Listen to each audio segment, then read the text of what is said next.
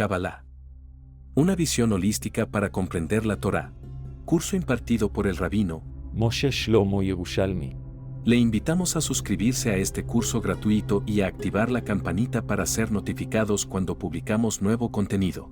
Afortunadamente tenemos de nuevo el privilegio, la ocasión de reunirnos para estudiar algo de Torá, un poco de tradición, también desde el punto de vista místico, y vamos a compartir un tema muy interesante que es acerca de Nadab y Abihu, los hijos de Aarón, el secreto cabalístico detrás de su tragedia. Como sabemos, en Parashat Shmini se habla básicamente de una tragedia que ocurrió en el 8º día de la inauguración del Mishkan, y la Torá nos relata cómo ocurrió algo que definitivamente podemos decir que dentro de una celebración de alegrías ocurre una tragedia. Y eso ha ocurrido también a través de los tiempos en la historia tan largamente sufrida del pueblo de Israel. Hay una costumbre, un minhag, para que en este día los tzadikim ayuden justamente Rosh Chodesh Nisan, aunque normalmente no se ayuna en Rosh Chodesh. El motivo de la excepción es porque fue el día en que Nadab y Abihu sufrieron una tragedia. Ambos eran hijos de Aarón, el Cohen. Sufrieron una tragedia por haber traído un fuego extraño, Esh Zará, en el 8º día de la ceremonia de inauguración del Mishkan.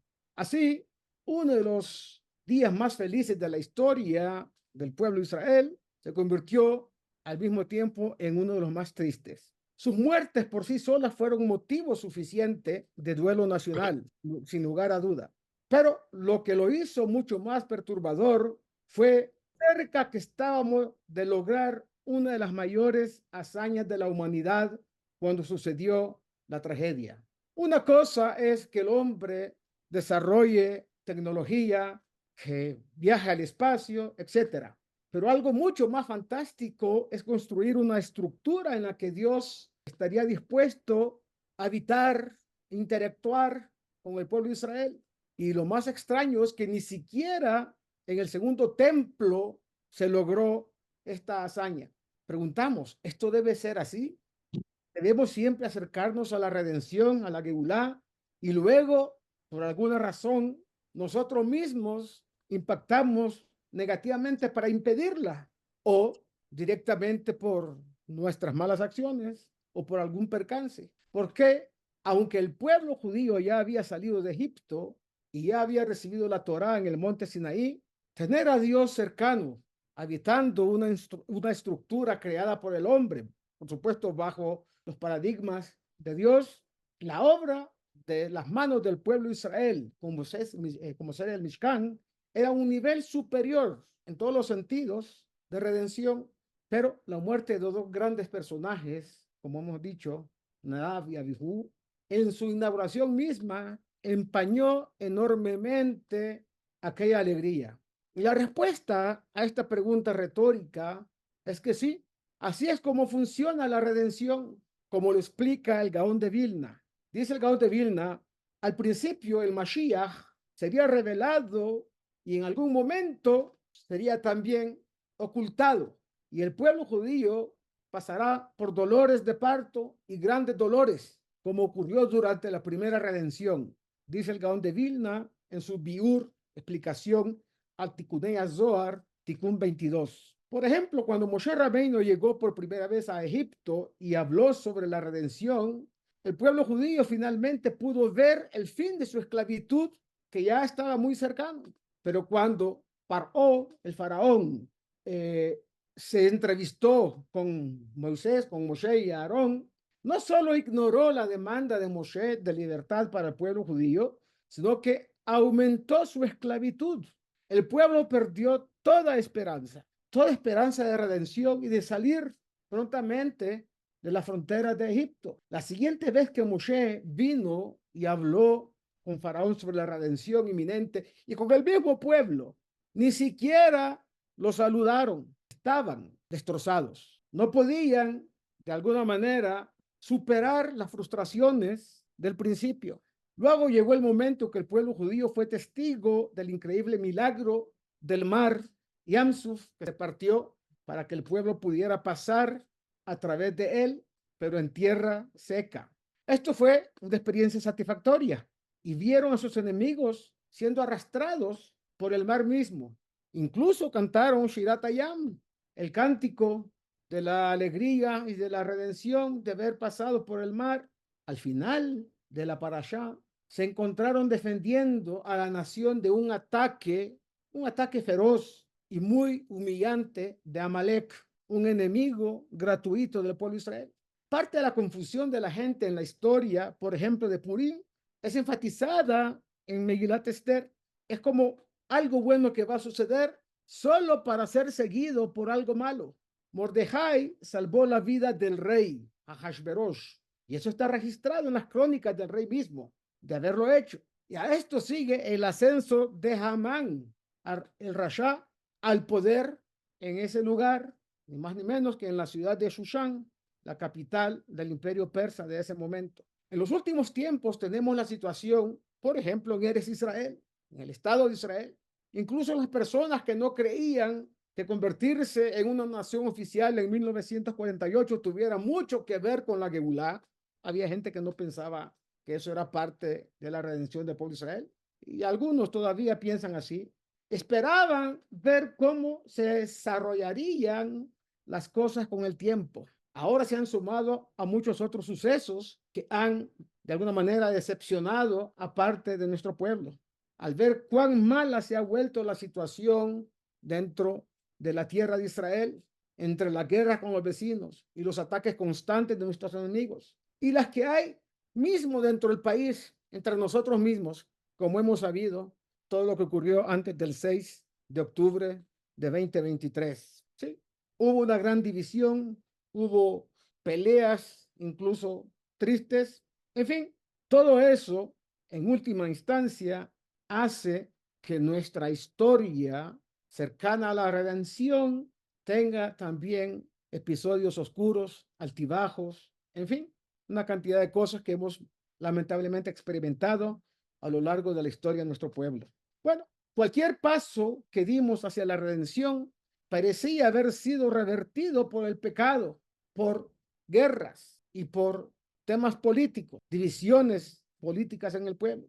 Algunas de las razones del tipo de dificultades que preferiríamos evitar son en realidad razones cabalísticas y se remontan a antes de la creación. Por ejemplo, lo que llama la Kabbalah Shevirat Kelim, el rompimiento de aquellos utensilios que estaban dados para contener el influjo de la luz divina, pero ese impacto de ese influjo fue tan grande que rompió aquello que debía ser lo que contuviera en un momento determinado esa enorme luz divina, y fue una rotura de esos vasos que iban a contener esa luz divina, un influjo divino para bien del universo. Pero una razón más obvia es la importancia de la humildad en cualquier proceso de redención. La humildad es redención porque nos libera del tipo de ego que interfiere con nuestra capacidad de ser quienes realmente somos, en lugar de quienes creemos que debemos ser. ¿Vertirías bebida en un vaso sucio, especialmente si su sabor residual interfiriera con el que deseamos? Asimismo, la luz de Dios solo fluye hacia abajo, hacia las personas humildes. El ataque al pueblo judío del 7 de octubre hizo que diferentes personas sintieran cosas y experimentaran situaciones diferentes. Lo más importante que hizo sentir a la gente fue humildad. Y en la medida en que así sea siempre, tanto más preparados estaremos para la luz redentora de Dios, que finalmente ponga fin a este exilio y traiga la redención final que hemos estado anticipando durante tantos milenios, sin necesidad de ninguno de los eventos tristes, humillantes, causantes de tanta frustración y que hemos experimentado hasta ahora. ¿Qué tiene que ver todo esto con Nadab y Abihú, con los hijos de Aarón? Bueno, justamente vamos a estudiar el secreto de todo lo que ocurrió y vamos a ver cómo todo está entrelazado. Cuenta la Torá en el libro de Vayikra, capítulo 9, versículo 24, lo siguiente: Estamos hablando del día octavo de la inauguración del Mishkan. Entonces un fuego salió de delante de Dios y consumió el holocausto y la grasa sobre el altar.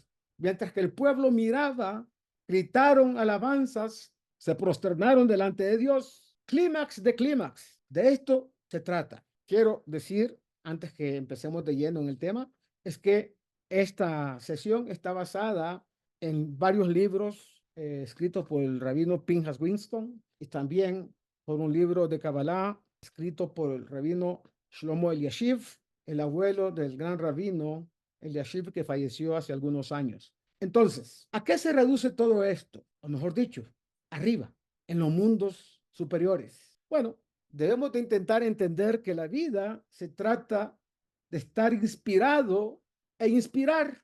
Se trata de estar espiritual, intelectual y emocionalmente preparados. Hasta cierto punto, querer gritar alabanzas a Dios en cada momento, en cada instante, teniendo la conciencia de que la presencia divina está trabajando en pro del pueblo de Israel y de alguna manera acelerando la redención final.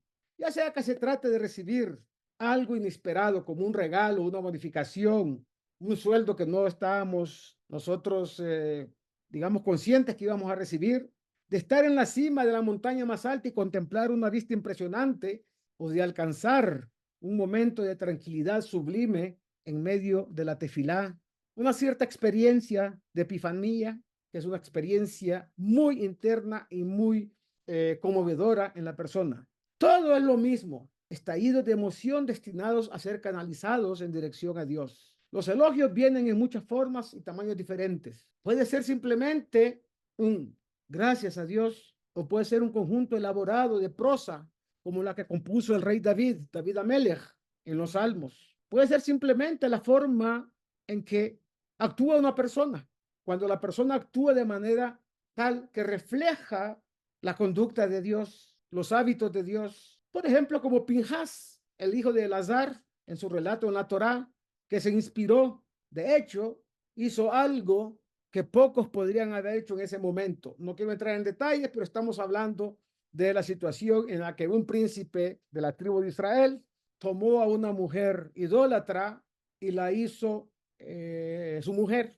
Entonces, cuando la persona actúa de una manera que refleja lo que Dios quiere, y de hecho muy poco, digamos, pueden sentir esa inspiración de los que se llaman Canaim, decir, celosos y recelosos de Dios, de una manera que refleje el amor que se tiene a Dios mismo. En todo caso, cuando esos actos se realizan por una persona, la persona que lo ve, o las personas que lo ven, piensan muy bien en el motivo de lo que inspiró a un autosacrificio. Ahora bien, por supuesto, Dios no necesita nuestras alabanzas, no necesita nuestros rezos, no necesita nada en absoluto. Él es perfecto y tiene, comillas, confianza en sí mismo y fe en lo que hace, más que suficiente para por encima de nuestras alabanzas sentir que ésta la honran, lo honran de manera especial. Aunque evidentemente Dios se regocija de manera antropomórficamente hablando al escuchar que hay un pueblo que reconoce su grandeza y su impacto en nuestras vidas. Al igual que los sacrificios en general, los hacemos para rectificarnos a nosotros mismos y al mundo entero, pero no a Dios. Esta es la razón de la siguiente declaración notable. El santo bendito sea estaba a punto de convertir al rey Hizkiyahu en el Mashiach y a un señor, Sennacherib, que atacó a Jerusalén cuando el atributo del juicio dijo que ante el santo bendito sea él, diciendo lo siguiente: amo del universo, Ribono Shel Olam, el rey David, el rey de Israel, que recitó muchos cánticos y alabanzas para ti, tú no hiciste nada para convertirlo en Mashiach.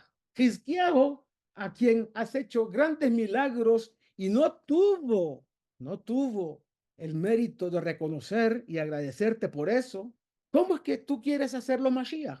Así dice el Talmud en el Tratado de Sanedrín, página 94a. De todas las cosas que uno podría suponer que deberían obstaculizar la llegada del Mashiach, la alabanza a Dios por los milagros no sería una de esas situaciones de obstáculos. Y además, solo porque un hombre olvidó decir gracias a Dios de manera adecuada después de haber recibido un milagro importante, por esa razón, todo un pueblo, toda una ciudad tiene que sufrir. Claro, ocurrió un milagro, no se le agradeció a Dios por ese milagro, pero toda una generación tiene que sufrir por eso. Y la respuesta de nuestros sabios es sí, por dos razones. La primera es porque un líder, especialmente un líder judío, es representativo de toda la nación de Israel. Y así como él, está inspirado por su pueblo también está inspirado por él. Y eso es lo que es cierto para un líder verdadero del pueblo de Israel, un líder comunitario e incluso un líder familiar. En segundo lugar, históricamente, nada sucede en el vacío.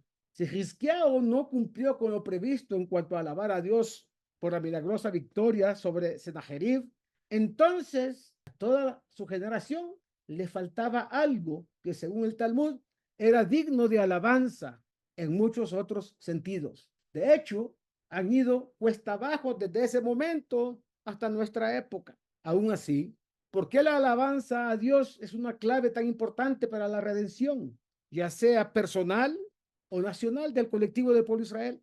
Porque si lo pensamos bien, muy poco revela nuestro propio, digamos, autosacrificio o autocancelación de nuestra personalidad, de nuestra capacidad de elogiar a los demás. Por lo general, cuando estamos consumidos en nosotros mismos y concentrados en nuestro interior, tenemos dificultades para ver lo dignos de elogio que son los demás y nos sentimos incapaces de reunir la energía y la valentía para elogiarlos. Nos da pereza elogiar a una persona por sus éxitos o por lo que sea, o por su trayectoria.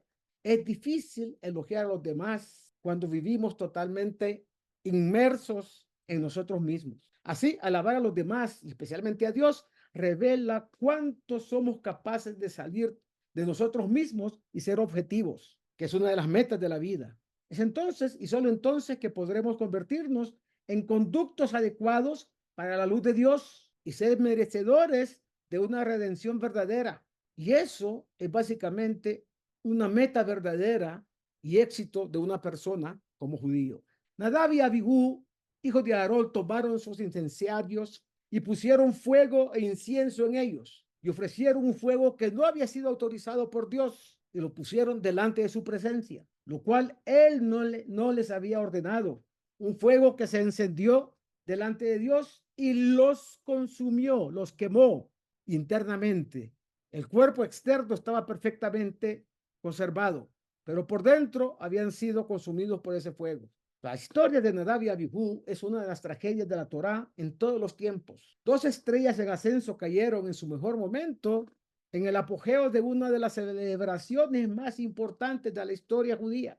La caída de la gloria para Nadab y Abihu y toda la nación judía fue rápida y sorprendente y no nos hemos recuperado incluso en nuestros días. El Talmud y la Kabbalah citan varios factores diferentes que contribuyeron al momento catastrófico.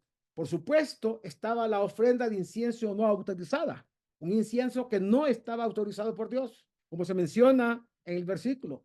También estaba su pecado de mirar la presencia divina en la cima del monte Sinaí al final de Parashat Mishpatim. Y como dice el Talmud, su grave pecado de enseñar la ley en presencia de sus maestros, sobre todo Moshe y su padre. Además, también los sabios dicen que ellos se consideraban tan importantes, tan especiales, que decían que ninguna mujer podía ser suficientemente buena para ser su esposa. Además, dicen nuestros sabios, entraron al lugar sagrado en el Mishkan cuando habían bebido vino y de alguna manera estaban embriagados. Además, dice que cuando Aarón a Cohen, el padre de Nadab y Abihu, ayudó a la creación del becerro de oro, se suponía que todos sus hijos morirían como castigo. Sin embargo, la misericordia divina despertada por Moshe Rabbeinu, cuando oró por él, pudo reducir el castigo a solo 2 hijos, en los que se convirtieron Nadab y Abihu como resultado de sus otros pecados. Pero desde el punto cabalístico, como revela el Ari Kadosh en su libro Shara Gilgulim, capítulo 33, la historia de Nadab y Abihu, como la historia de todos nosotros, es grande, una que va mucho más allá en ambas direcciones en el tiempo, que los pocos versículos asignados acá en esta parashá pueden de alguna manera describir. Y es otro excelente ejemplo de cómo sin el Sod, el secreto de la Torá, es muy difícil de comprender, prácticamente imposible de saber cuando podamos reunir una imagen completa de lo que realmente se enseña y de lo que realmente ocurrió. El Ari Kadosh enseña, Nadab y Abihu también vivieron y vinieron del lado bueno de Caín, es decir, Nadab y Abihu tenían chispas del alma de Caín, de la parte buena. Caín era una persona en general negativa, pero tenía su parte buena. Y este es el secreto de lo que dicen los primogénitos Nadab y Abihu, como está escrito en el libro Bamidbar, Números, capítulo 3, versículo 2. Sobre esto el Zohar HaKadosh en Parashat Aharei Mot pregunta, ¿debería haber dicho Elazar, el primogénito Nadab y Abihu? Elazar con una vav. ¿Por qué dice Elazar? Por lo tanto, es una alusión porque Caín fue el primogénito de Adán Arishon y entonces el primogénito de la historia y reencarnó en los cuerpos de Nadab y Abihu. Entonces la historia de Nadab y Abihu comienza mucho más atrás en el tiempo. Al menos así es para sus almas. Y aunque Caín fue el primer asesino de la historia, y por muy malvado y egoísta que parezca haber sido, aún así había un lado bueno en él. Y ese fue el que dio origen a las almas de Nadab y Abihu.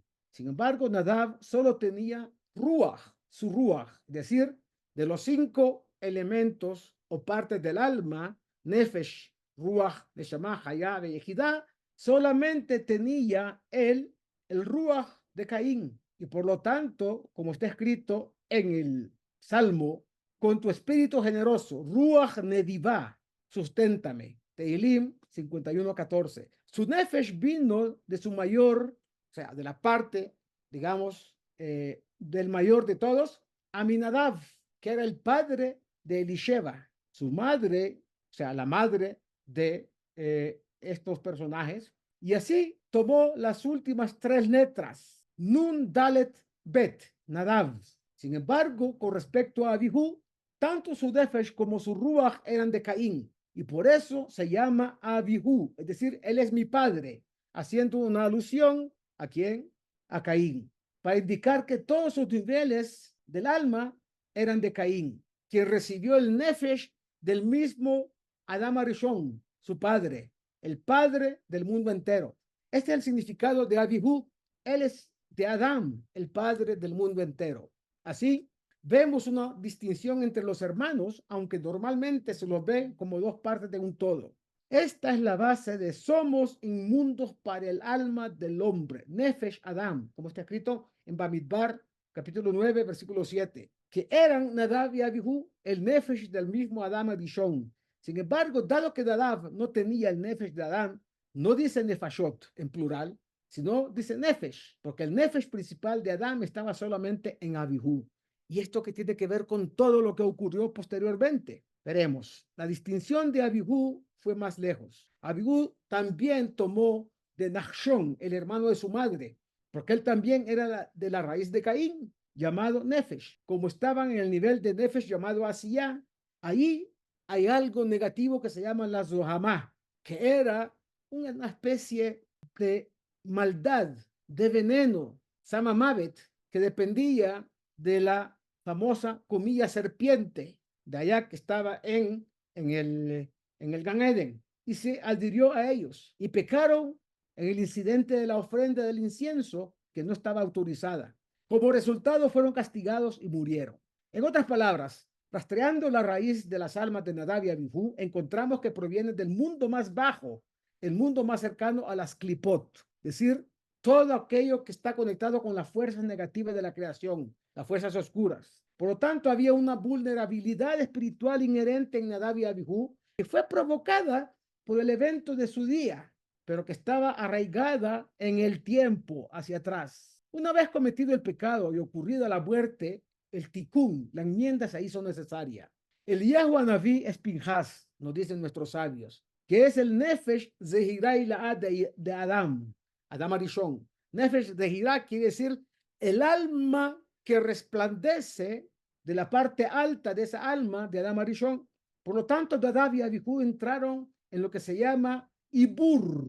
Ibur de Shamot es una suerte de encarnación en el cuerpo y alma de un hombre vivo. Ese caso fue el caso de Pinhas Ben Elazar, que cuando mató a Zimri, el príncipe de la tribu de Shimón, tuvo necesidad de que su alma fuera reforzada por el acto que iba a hacer de celo frente a Dios, por el acto malvado que había hecho este príncipe de la tribu de Shimón, y entonces entraron en su cuerpo, no como encarnación, sino como Ibur. Ibur significa como una especie de, la palabra implica conexión con el alma, como si estuviera esa persona, comillas, embarazado. No es el caso. Era el alma que había de alguna manera penetrado, llamémosle embarazado, al alma, en este caso, de Pinhas. Entonces, este tipo de, llamémosle, reencarnación, era una manera de darle fortaleza al alma de Pinhas, el Cohen. Como hemos mencionado en el pasado, existen dos tipos de reencarnaciones. La reencarnación típica es cuando un alma nace en un nuevo cuerpo después de haber vivido una vida anterior. Esto sucede solo al nacer y esa alma se convierte en el alma principal de ese cuerpo durante toda su vida. Pero adicionalmente sabemos que en el Shabbat nosotros recibimos una Neshama Yeterá, un alma adicional que viene y nos fortalece nuestra propia alma para que disfrutemos de la espiritualidad del Shabbat. El segundo tipo de reencarnación es más sutil y ocurre durante la vida de una persona, o sea, todavía está viviendo, no ha fallecido. En otras palabras, es posible heredar espiritualmente un alma adicional mientras uno está perfectamente vivo, incluso bastante consciente. Esta suele ser el alma de una persona justa para ayudar a un individuo bien intencionado a lograr más de lo que normalmente sería capaz de lograr. O el alma de una persona malvada, comillas, para ayudar, comillas, a una persona malvada a desaparecer de este mundo. Este tipo de reencarnación se llama Ibur de Shamot, es decir, impregnación, como preñar al alma principal de una persona, porque el alma adicional impregna espiritualmente a la persona, por así decirlo, proporcionándole un impulso espiritual adicional. Como resultado, nunca se convierte en el alma principal de la persona y puede abandonarla tan rápido como llegó, o bien, o incluso puede haber hasta 3 adiciones de este tipo de almas que pueden permanecer por un tiempo, como en el caso de Pinhas, que fue también impregnado por el alma de Nadab y Abihu. Dice a continuación, y todos tus hermanos, toda la casa de Israel, llorarán por el incendio ocurrido en los cuerpos de Nadab y Abihu. Vayikra 10:6. El Ariá Kadosh continúa. Ahora bien, si el pueblo judío no hubiera pecado con el becerro de oro, entonces la Zohamá, el impacto negativo de las fuerzas oscuras de la creación, les habría sido quitada por completo. Y si ese hubiera sido el caso, entonces, aunque Nadab y Abihu pecaron con el tema del incienso, simplemente podrían haber tenido una muerte normal. Sin embargo, dado que Israel cometió el pecado con el becerro, causaron que este impacto, la Zohamá, se adhiriera una vez más al Nefesh de Adán, que como dijimos, estaba contenido en Nadab y Abihu. Como resultado, ambos tuvieron que morir quemados. Esta es la razón y todos los hermanos, toda la casa de Israel, llorarán por el incendio. Vayikra 10:6. Su pecado del becerro causó la quema del Nefesh de Adam Arishon, el padre de todo el mundo. Y esta es la razón por la cual Nadab y Abihu fueron considerados iguales, comillas, a todo el pueblo judío, como Moshe y Aarón, porque habían poseído el Nefesh, ni más ni menos que del primer hombre. Por lo tanto, esta es la explicación del famoso Midrash, que dice que Moshe consideraba a Nadab y a Abihu más grandes que él y su hermano Aarón, como está escrito en el Midrash Vayikra Rabbah 12:2, y que Rashi cita. Este Midrash, a pesar de las explicaciones, siempre ha sido difícil de entender, dado los pecados que cometieron Nadab y Abihu y el castigo que merecieron. Sin embargo, como explicará el Ari Kadosh, tiene que ver con la fuente de sus almas. Esa fuente era la fuente de su grandeza. La visión de Moshe, como vimos en Egipto, cuando mató al egipcio, ¿se acuerdan esa parashá, esa situación que ocurrió allá? El egipcio maltratando al hebreo, fue más allá del momento inmediato, pero incorporó el pasado y el futuro. El incidente de la parashá de esta semana le reveló todo tipo de secretos profundos sobre el Tikkun mundial, Tikkun Haolam, y el papel que desempeñaron sus sobrinos en él. Quizás por eso Aarón pudo permanecer, como dice el pasuk, tranquilo después del incidente. Pero hay más pistas sobre la conexión Pinhas, Nadab y Abihu. Con respecto al Libur en Pinhas está escrito, recuerda por favor, la palabra por favor en hebreo del Tanaj se dice na, nun alef. Recuerda por favor qué persona inocente, nun kuf yud, es decir, conexión con Caín, pereció alguna vez, como está escrito en el libro de Job, capítulo 4, versículo 7. Y tal como dice el Zohar en Parashat Pinhas 217a, porque las primeras letras de Nadab y Abihu son Nun Aleph, que proviene de la raíz de Caín, cuyas letras escriben Nun Kuf Yud. En otras palabras, nunca perecieron, sino que entraron en Pinhas. Es decir, sus almas no desaparecieron, entraron en Pinhas, que también era de la raíz de Caín. Sin embargo, como explicamos anteriormente, cuando Pinhas pecó con el incidente de la hija de Yiftach, eso fue más adelante.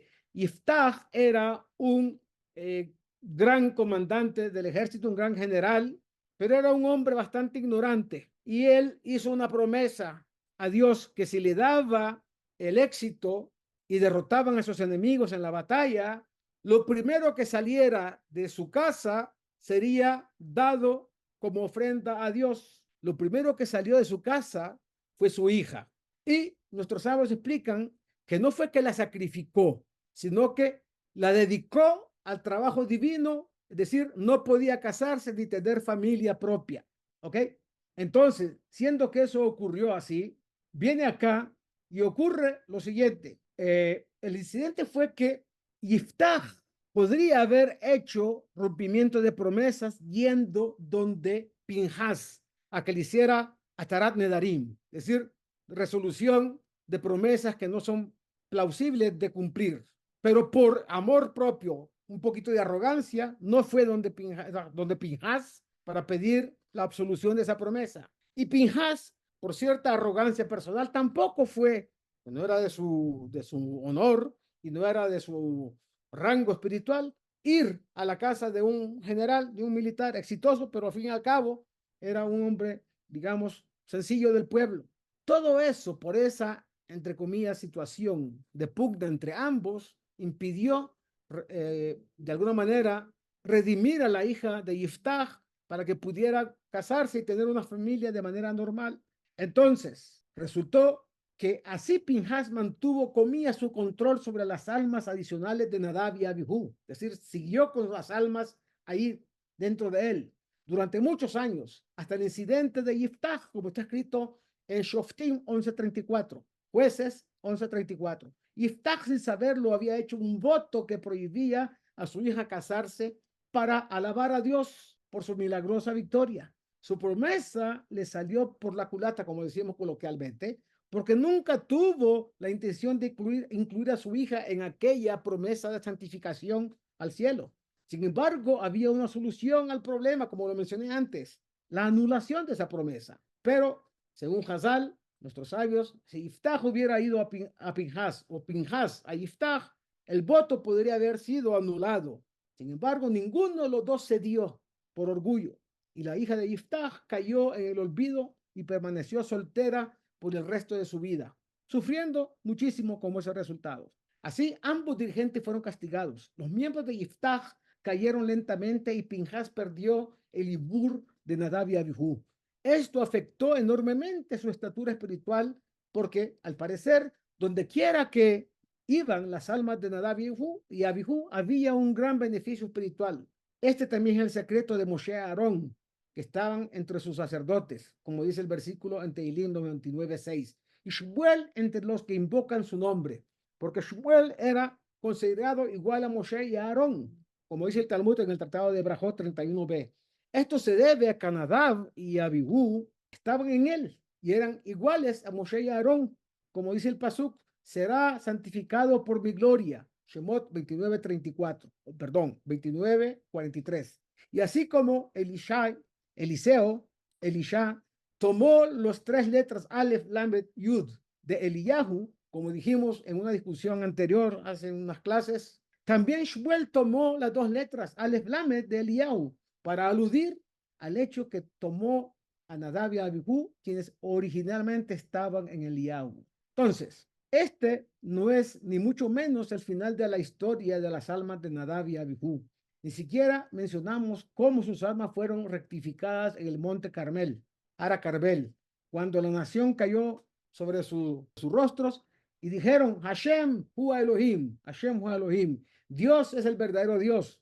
Después del milagro de Eliyahu, que hizo caer que hizo caer un fuego del cielo para que consumiera los sacrificios que había puesto allá.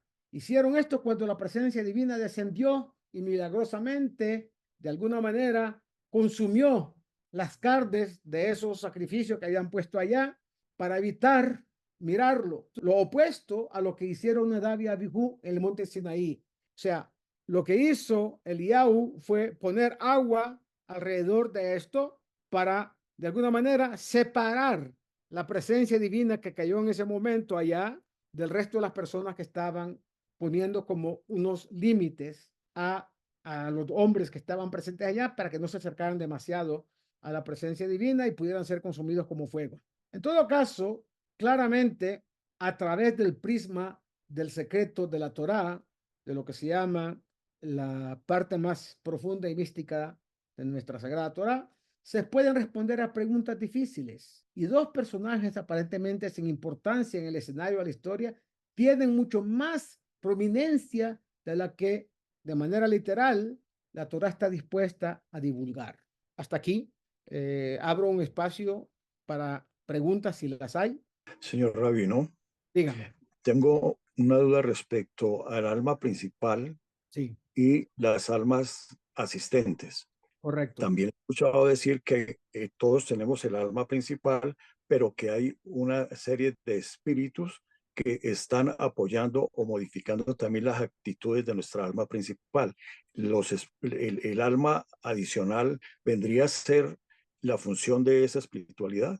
Bueno, hay que explicar de manera puntual que no todas las personas, más bien lo contrario, son contadas las personas que pueden tener para su tarea frente a Dios de tener el impacto de ser impregnados por las almas de tzadikim, de gente justa, de grandes sabios probablemente, para ayudar a esa persona en la consecución de su tarea personal o colectiva del pueblo de Israel en tareas importantes conectadas con la redención del pueblo de Israel, por ejemplo, o con momentos históricos, ya sea para la persona individualmente o para el pueblo de Israel a través de esa persona. Entonces, no es que todo mundo tenga esa posibilidad, pero sí todo mundo que respeta el Shabbat, cumpliendo con todas las pautas, con todas las mitzvot, respetando las prohibiciones, cada víspera de Shabbat, en el momento que decimos el Barujú en la sinagoga, o las mujeres cuando encienden las velas de Shabbat, reciben el impacto de una Neshama Yeterá, una alma adicional que no sabemos de dónde viene esa alma. Quiero decir, cuál es la raíz de esa alma, pero que va a ser un bien a nosotros, eso por descontado. Siempre van a ser almas positivas, ¿entiendes? Entonces, ese tipo de almas sí vienen y nos, de alguna manera, penetran nuestro cuerpo y se fusionan momentáneamente con el alma nuestra, el alma principal o única que tenemos. Espero haber respondido a tu pregunta. Gracias, señor Rabino. Mucho gusto. ¿Alguien más? Rabino, si perdón, buenas noches. Buenas noches. Si es una reencarnación de un alma como la de Caín, que según es nada, Parte del alma de Caín. Eso se llama Shores Nishmato, la raíz del alma de la persona impactada, digamos, o con conexión de un elemento del alma en este caso Nefesh de Caín, sí. La parte buena, no la parte negativa. Entonces no siempre se reencarna todo el alma, es una sola No, parte. no, no siempre.